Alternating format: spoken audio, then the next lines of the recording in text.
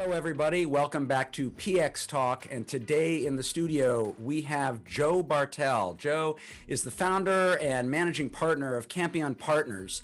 They have been working with doctors now for a number of years to help them on the business side of the equation in running a practice. Joe, welcome to the program. Thank you, Sharif. Thank you so much for having me. Yeah, it was really nice being introduced to you by a fellow colleague, a client of yours and a friend of mine. And as we got to talking, I realized that we had a lot of people in common. So tell us a little bit about yourself and your background and kind of how you fell into working with doctors. Yeah, so it's actually an interesting story in the sense that your use of the verb fell is meaningful. This was never an intentional pathway, but it's something that's developed for the following reason.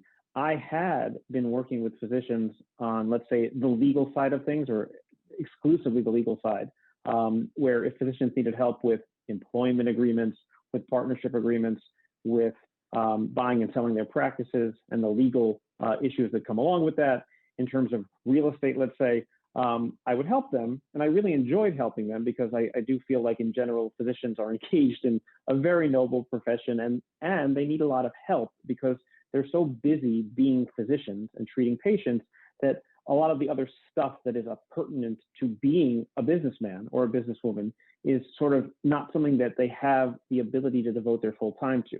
So I have been doing that, but with no intention of, or no even forethought that there might be a chance to help them really with their businesses in a meaningful way. Entirely separate from that, I had been a big firm lawyer coming out of law school and had been working for big, let's call them, multinational corporations were the clients of this sort of big New York City law firm. And I learned a lot about how to negotiate on behalf of large clients. And I sort of developed some training courses that I gave to corporate America, where we would do role-playing negotiating exercises and really teach people from the ground up by having it be hands-on. They had to do the exercises and learn how to negotiate better. You might not be surprised to learn that a lot of people think they're very good at negotiating, but when you actually ask them to negotiate, the outcomes they get are not ideal. And they quickly realize that they actually need to learn strategies, methods, scenarios, how to be a better negotiator. I had a very close friend, you know him as well, Rich Norton. He's an RSA physician, so a surgeon, a LASIK surgeon in Ridgewood, New Jersey. I had known Rich for years. I actually had done some work helping his kids when they were applying to college, I remember. And I showed Rich a tape of a negotiating seminar I had done in Manhattan for a group of business people. And Rich, to his credit, was the one who made the link for me. He said, "Joe, can't you come into my practice and teach my staff how to negotiate?" Because the way he was running his practice is he had a bunch of closers and he had empowered them, which was very interesting. A lot of physicians who I work with try to have it very hardwired so that the individual members of their staff do not have carte blanche to negotiate with each patient. But Rich really had faith in his staff and he was letting them negotiate pricing sort of on a patient-by-patient basis. And he said, since they're doing so much negotiating, but I don't know, the formalities of negotiations training, and you're literally doing this for bigger businesses, can't you come in and do it for mine? And I said, Rich, that's brilliant. I was so grateful for the thought that he had. So I went in, I worked with his staff. We did the same sorts of, role-playing exercises that I had done with bigger groups. And essentially and the best part about it for me was being able to observe the day-to-day operations of Rich's practice. So I could literally see what challenges his closers were facing. And so that I could help them on the spot with like, okay, how do you answer that sort of question that you hear from a would-be patient? How do you address that sort of objection that you get from a would-be patient? And the goal has always been this from that day, is how do we raise average revenue per patient? And the way we do that is we have to figure out how to have you charge the highest price the market will bear, get the patients to pay that price, and not give in or concede when they object to that price. So what happened is, after it went successfully at Rich's practice, Rich said, wow, you got to talk to some other physicians who I know through the RSA, the Refractive Surgical Alliance. And essentially what I've been doing for now the last 8 to 10 years was a result of Rich having in mind that this was applicable to his practice. And then once it went well and he, saw a lot of increase in revenue from changing how his staff approached negotiating with the patients, I was able to start working with other doctors. So, you went right into kind of the core of our conversation today, which is negotiation. And it's clearly an important skill. I read in your materials, you talk about the need for the physician to act like a CEO in terms of running their practice, to put on their business hat, not just their surgical or clinical hat in the practice as well. Where does negotiation rank in terms of the most important things they can do operationally? So I think it's a piece of the most important set of things they have to do operationally. And let me explain what I mean. All of the physicians that I help are ultimately, right, they are providing a service in exchange for money.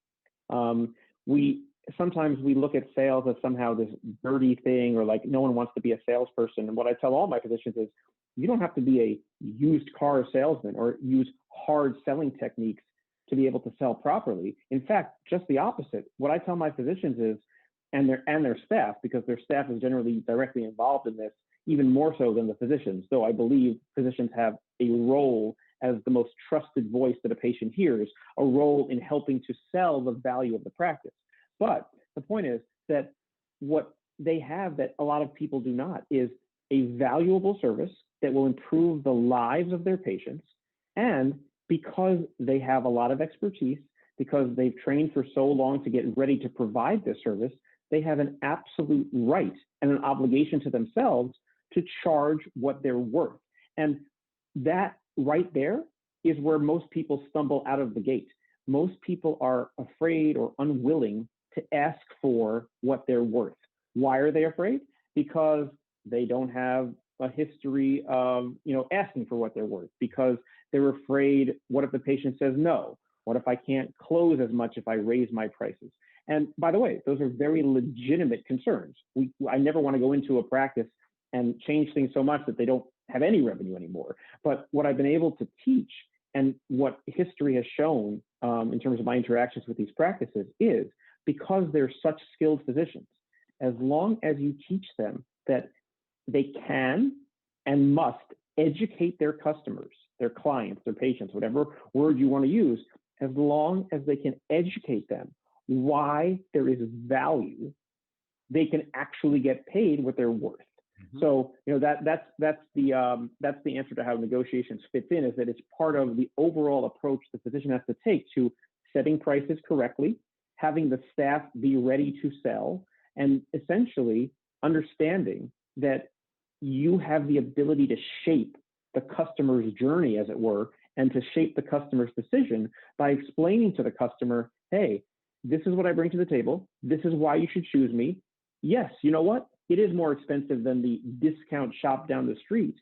And we can talk about that in a second, how I like my clients to aim for the top of the market and not for the bottom. But you can do a really good job of consultative selling when you know how to educate your customers. Is this art, science, or both?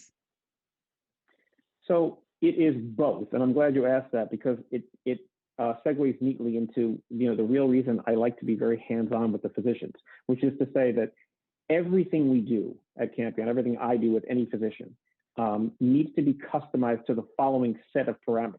It needs to fit with the culture of the practice, right? It needs to fit with the local market. You can't charge something that is completely not credible in your local market. It has to work with your staff. I don't want a physician to see me coming and say, uh-oh, he's going to tell me I got to fire 5 people, hire 6 new people.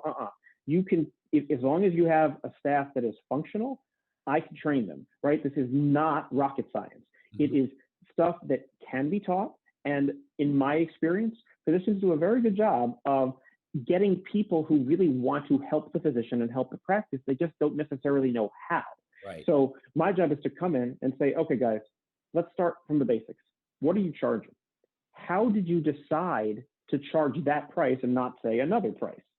What do you think about charging more? Okay, your objection to me, which I'm used to getting, is, well, I'm afraid. What happens if I charge more and people say no? So I said, no problem. Let's work on how you can convince people to pay more And by the way, part of the way is depending on how you strategically price.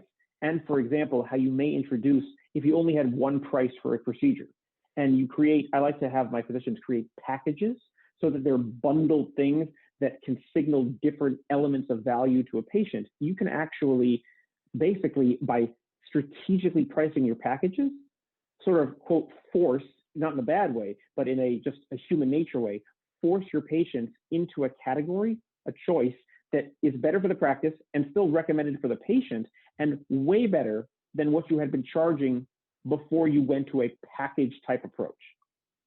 Well, that's fascinating. And let's just kind of detour for a second, because this is something that is near and dear to my heart, as I've been speaking to doctors for years about the absolute requirement of being able to communicate the value that you offer as a surgeon, as a practice, and why it's not all the same.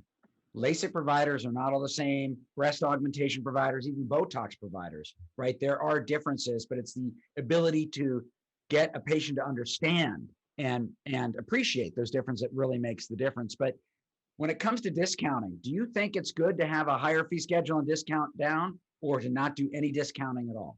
Just out of curiosity. Right. So I think that in general, I try to steer physicians away from discounting. I think that discounts have a role to play in some cases, but because I set them up with multiple price points in the form of different packages, you actually don't have to discount. What you can do is, if someone doesn't fit into the highest priced package, you can say, no problem, I can offer you something that has a few lesser inclusions, but that's still wonderful and that's less.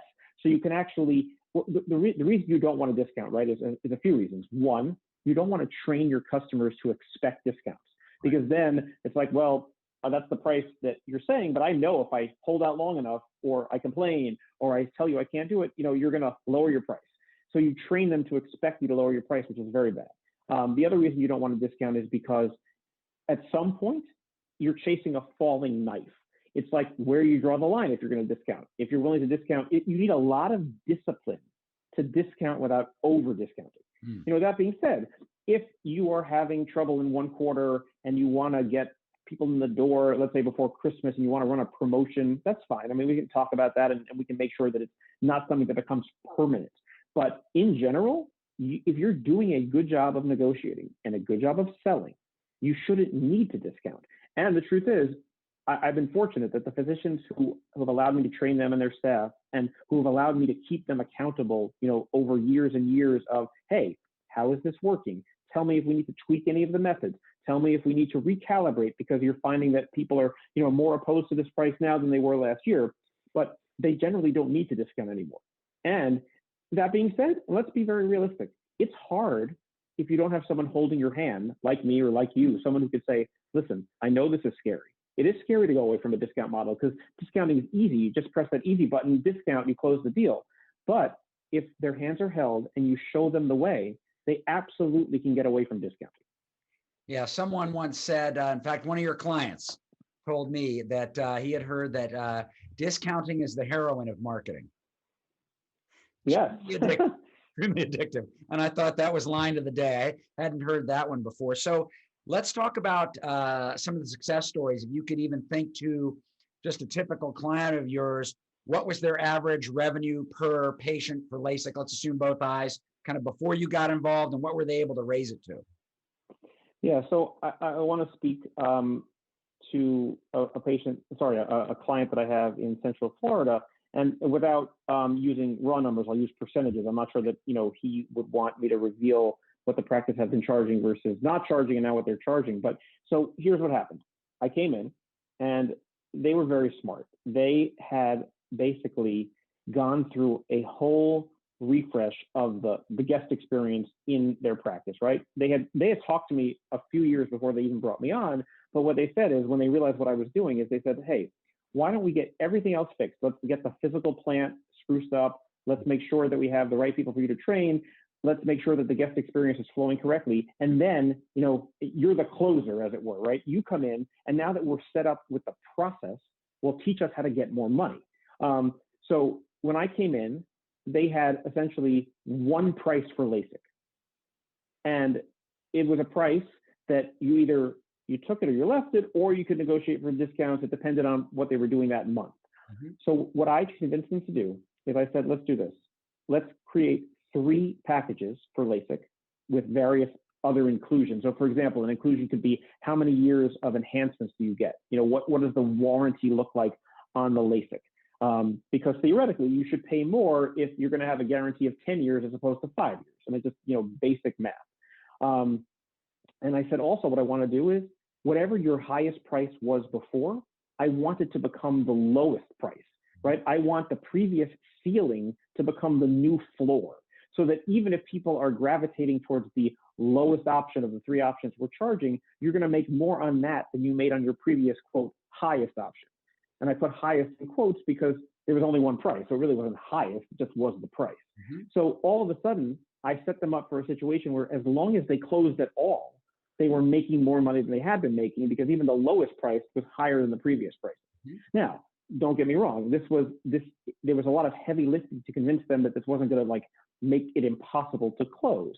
And the way we did it was as follows. I said to them, first of all, let's look at the research, right? I mean, this because it dates back to the late 70s at the University of Pennsylvania. I think the 2 researchers were Simonson and Tversky, and they did these really interesting experiments on consumer behavior. I think in the context, actually, one of their famous ones was the context of microwaves, which was, a big new product in the late 70s. And what they found is that if you gave people 2 options, right, an expensive microwave or a cheap microwave, they might not want to spend the money on the expensive one, so they'd buy the cheap one. But that if you introduced a third microwave, so you had an expensive one, a cheap one, and a middle one, they would gravitate towards the middle one. Why? Because, okay, I don't want to spend too much, but I also don't want to be seen as cheap. So they went to the middle. So what we've done in some of these practices is we call the middle price the recommended package. Maybe we'll call the highest price like exclusive, or some people like words like platinum or diamond, but it really doesn't matter. The point is that by creating 3, you have people gravitate towards the middle.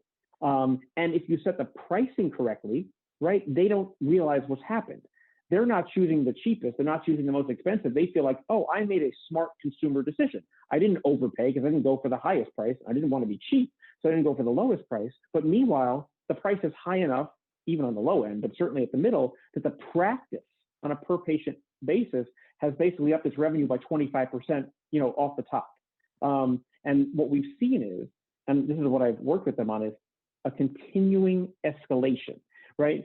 You have to remember, as a physician who's also a CEO, it's not just for 1 year, right? You have to change it, and you have to be ready to change it again. Everything in your life goes up every year, right? I don't think you can point to anything in your office that you're paying less for now than you did last year, right? So you have to be willing, as someone who's running a medical practice that gets its money from patients who are paying for the procedures, you have to keep raising prices. And what I was able to do is they let me come in, they let me meet with the people who were doing the closings, they let me sit in and watch them close. They let me mystery shop and give them some role playing that way. We actually did entire staff meetings where I was role playing for them. Someone was playing, a recalcitrant patient. Someone was playing a cooperative patient, and basically teaching them, hey, this is what you have to look for. And by the way, you tell me when I leave if this is working for you in the real world. What I provide is advice that is useful and practical and delivers results. What I never want to be is someone who comes in and says, hey, this worked for the practice in California, so I'm giving it to you, without thinking, well, does it fit with your culture? Does it fit with your patients? Does it fit with your staff? So what is really important is that this has a practical value that works for those folks in their real world. So I'll pause, sorry. No, that's incredible. And, customized training for the practice certainly sounds like an upgrade from those seminars and webinars. And I can remember in my sales career as an employee that I had to attend these things, the Alex Karras School of Negotiating, which was the classic one. There are many of them out there today, but it sounds like what you're offering is highly specialized and unique in terms of its ability to impact. Question for you, Joe. Seems like for every dollar you can increase in revenue, that it would have an outsized impact to the bottom line, right? Because this is just pure profit. When you're able to increase what you get, that all drops to the bottom line because your fixed and variable costs are already accounted for in terms of doing the procedure. Is that Is that accurate from your perspective? 100% correct. And I try to stay focused on what delivers the most value. And what delivers the most value is saying, keep everything else constant. How do we raise your top line revenue? How do we get more money into your practice with every patient that comes in the door? And to me, that's what's worth focusing on. Everything else is ultimately a detail. I've had physicians tell me, oh, well, before I met you, I had a consultant who said that the most important thing was that my receptionist should paint her nails red and not blue. And I was like, okay, I mean, that sounds like it could have some merit, but what I want to do for you is figure out how I can make the fewest changes with the biggest impact.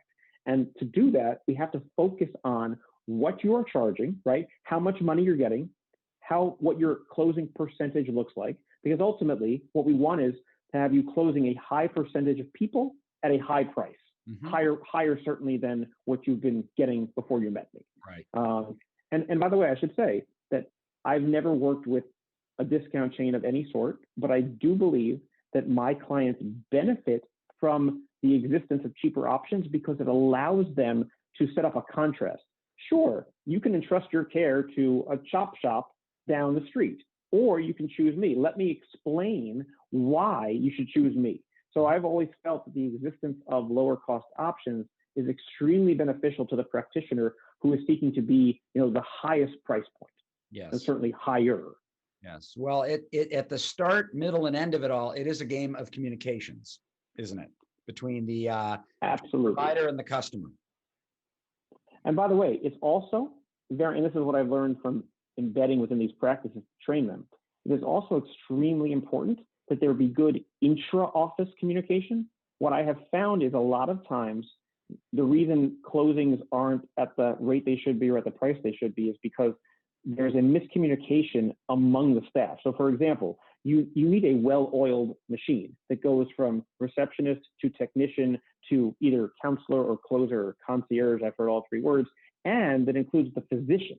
And what really helps is when the machine, all pieces of the machine are flowing and working together, or if you prefer a different metaphor, if everyone's rowing in the same direction, because at any point, if the communication is off and the patient senses it, you're not necessarily going to put yourself in the best position to close that patient. So what I tell my physicians, and this is something that it takes getting used to, right? I'm sure you know from your own life with physicians that they tend to distinguish between the practice of medicine and selling procedures. And many of them say to me, like, I don't want to be a salesperson. Certainly I didn't go into medicine to be a salesperson, but also somehow it feels like I'm not being a doctor when I'm selling. So I say to them, I understand. That being said, you're the CEO of the practice in addition to being a physician. So you have no choice, right? You have to pay attention to the business side. But more importantly, remember, what are we doing here? We are conveying value. We are explaining the value proposition to the patient. And let's be honest, most patients, who do they listen to the most in a practice? Sure, they like the receptionist, but it's not like they're entrusting their lives or their health or their vision in the case of a cataract and refractive surgeon to the receptionist. Sure, they like the technician, like I feel like I got a good refractive exam. And maybe even they like their counselor who said, you call me anytime with any question. But the person they trust is the physician, the person who's actually going to do the surgery and then do post-op care for them. So what I always tell the physicians is, look, whether you like it or not, you have an obligation to explain your value to the patient. And then let's say you walk that patient back to the counselor's office to finish the deal. You have to help that counselor by having teed it up correctly, right? You don't have the option of abdicating a sales role merely because you are the physician. In fact, because you're the CEO, in addition to being the physician, you have an obligation to your whole staff, right? To bring in more money. That's how you pay them. That's how you pay yourself. That's how you expand. So reframing the sales process as something that is not antithetical to being a physician, but rather that is absolutely part and parcel of being a physician CEO is definitely something that I like to do. Well, you actually reiterate a age-old principle that comes from the word to sell, which is from a Scandinavian root word, selzig, which means to serve. And selling in its purest form is, in fact, a form of serving the needs of your patients, which is phenomenal. The other thing, Joe, particularly with refractive surgery, is that the product itself, the service that's provided, if you will, and the outcome is incredible, right? We know that it's incredible. And how many patients complain about the price after the procedure? It's like zero or close to zero, Mm-hmm. right? Which tells us something, right? It tells us that we need to do a better job of giving them the experience beforehand, right? Whatever that looks like, of what the promise of what it's going to look like afterwards, so that they can get some sense of that value. And it's kind of, you can't do it physically. It's not like getting a sample at Costco when you can taste the thing and then go to the freezer and get it. It's a little bit different. But what would you say about that? Yeah, so one thing you can do, which I like when my physicians do it, is you really can show them the economic value in the following sense. You have there are charts like this. I'm sure we could find it online together right now if we look.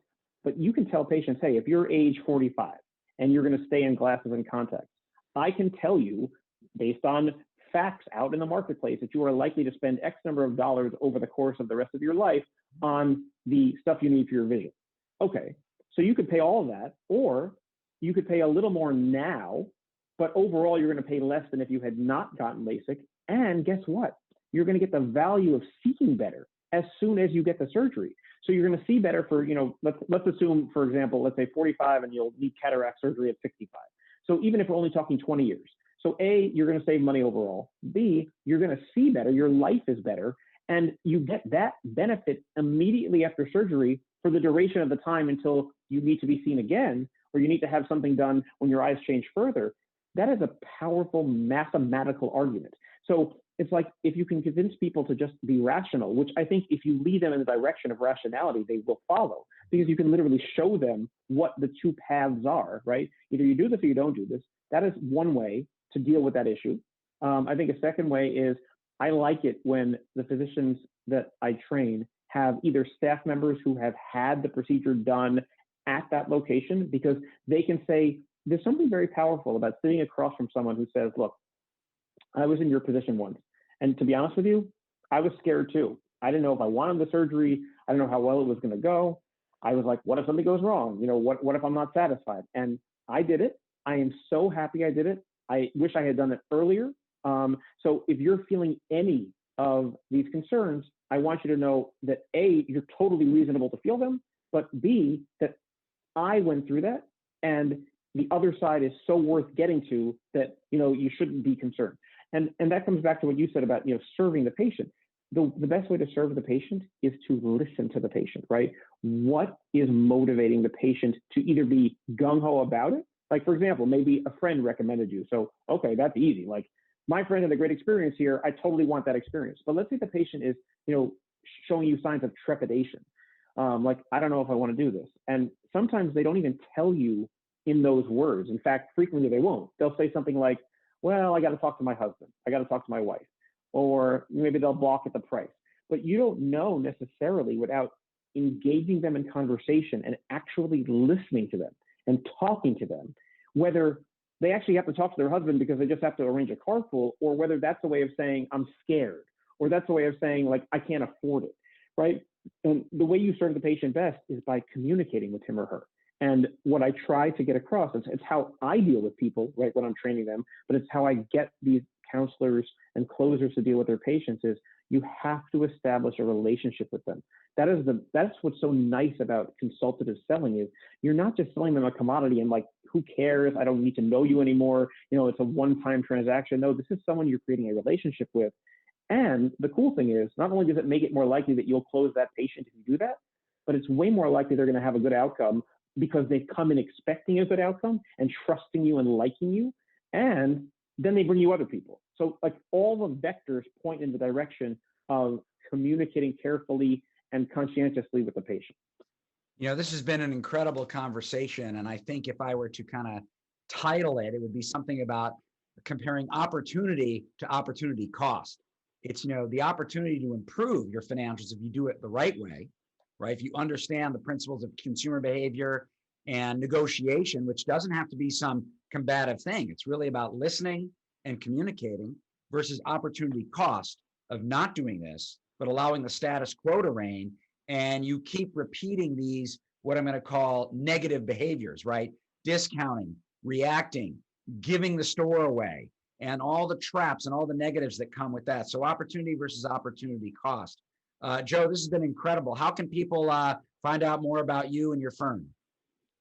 Oh, I mean, so they can go online to campionpartners.com. Frankly, I mean, since I like to talk to my physician clients directly, they can literally just text me anytime they want. I'll give you the number. You have it. It's 941-321-2473. But either the website or just texting me. And, you know, as I said, I really get joy out of, I guess I'm a failed would-be physician myself. I never had the science background or the non-squeamishness necessary to get through medical school. So this is the way I contribute back to the medical community, is by helping these physicians. And I will say one thing, in my experience, physicians are propositioned all the time by, you know, would-be counselors or would-be consultants who promise the world and who don't deliver. And I think physicians understandably become very, you know, gun shy about being burned by people who are outside their practice, who claim to have their best interests at heart and who don't. And what I try to be is someone who, and I've never lost a client. My clients talk to me for years and years about everything. It's like, my job is to make them successful and to make their practice successful and to help them with the part of their job that they weren't trained for, right? I mean, medical school is medical school. You don't learn how to be, it's not an MBA program. It's not, certainly not, you know, real corporate experience. And yet you have that on your plate when you're running a medical practice. So, you know, hopefully it comes across even on Zoom, like the joy that I get from working with these practices and these physicians and showing them how really, like, a lot can be achieved if you just take a simple set of steps and follow them. Well, Joe, this has been incredible. I would say that you are a master at helping people see into their blind spot. And for that, thank you. Thank you for your time, Joe. I want to thank everyone for listening today. You need to reach Joe, campionpartners.com, or the phone number. And until next time, I'm Sharif Madavi. This is PX Talk. Thanks for watching.